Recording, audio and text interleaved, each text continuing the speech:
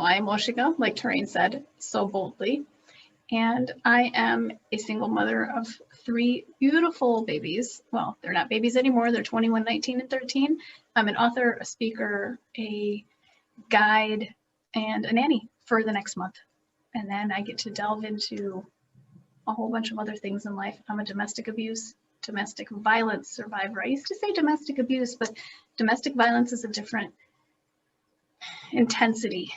And honestly, I didn't want to admit it was hard for me to move to that violence word because that's so violent to me. I know that's what the word is, but you know what I mean? Like it's so intense that I was like, no, it wasn't that intense. So I minimized my situation.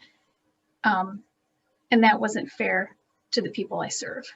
That wasn't fair to the people that I'm going to serve. That wasn't fair to myself, because if you don't see the true depths of what you've been through, then there isn't that opportunity to heal on an extremely deep level. So I was kind of protecting everybody and not being fair. So domestic violence survivor. Why do you think you minimized it, especially considering what you were going through at that time? Shame, blame, and guilt. It's really that simple. I minimized it because I was like, how can somebody, I'm going to toot my own horn here for just a second. How can somebody who is so intelligent and raised by such great parents, and, how could I have fallen for domestic abuse, domestic violence? I felt like an idiot. So I minimized it, probably to not feel so dumb. And I had a friend that actually ended up working with, but she quit where I work now. And she was in a domestic violence situation. And the way she described it as it partly being her fault. Right? Yeah. Because we allowed that person into our life. Yeah, I would agree with that. Yeah. Then to your point, she was thinking, what did I do and how did I choose this person? But from my experiences, taking law in school and things of that nature, it's not like you go and you see the person abusing someone, you're like, okay, I want that person. Right? Hook me up. Yeah, exactly. So it comes out because the person was probably putting on an image that they weren't like that, but then something triggers it, I guess, or something reveals it, and then you realize, wait a minute, what's going on? And usually the abusers are very manipulative. Very narcissists.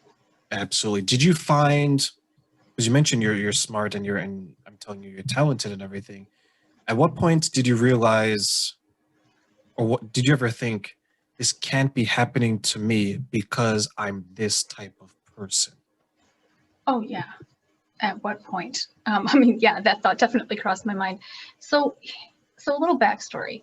I was a single mom of 2 young girls, and I was 20, 30, late 20s, early 30s, something like that. Yeah, early 30s when I met the abuser. And my self-esteem was like below pond scum. Like, just, it wasn't there, because I was like, nobody's going to love me. I'm a single mom of 2 young girls and I'm just not lovable. And so I just let anybody into my life. And when I finally stood up for myself is when I was like, oh my goodness, like I've allowed this. I welcomed this into my life because I was so desperate to be loved. I was so desperate to have a family, to have that family, mom, dad, and kids unit, because we were raised in that family unit, that I wasn't forgiving enough of myself to understand that my dynamic of a family doesn't have to match everybody else's dynamic of a family. Now, ideally, it would be best to have both male and female role models, or male and female energies, because they're, different role models as well. But ideally, it would be better to have the male-female energy in one household so that the children are better balanced. But at what cost?